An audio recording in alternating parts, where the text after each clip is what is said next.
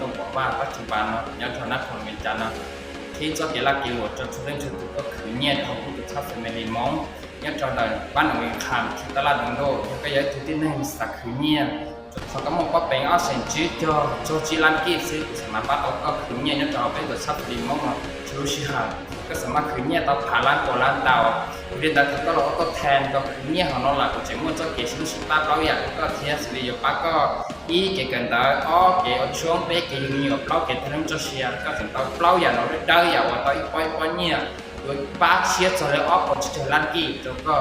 เรียนแต่น้องๆก็ปล่อยลูกก้าลูกเสียมือเราเรียนเราเทียก็สอนจอลูกก้านอนดิ่งแล้วได้อยากช่วยน้องเรียนแล้วก็ปกติแหละเป็นมุ่งยิ่งขึ้นเจ้าเกชิป้าเรียนนอนเตะเลยน้อยยังก็หลอกกล่องไปตัวชากับตัวเกศชุดป้าน้อยยังขอยงชับปลาที่จะไปดียืนได้กูต้องบอกว่าบาที่ที่เชียร์เนี่ยก็อยู่ในเชียร์อยู่หลอกกล่องเป็นตัวชาคือมีมองเทียเป็นเจ้าเชียร์เราอยู่เจ้าก็หมดซอ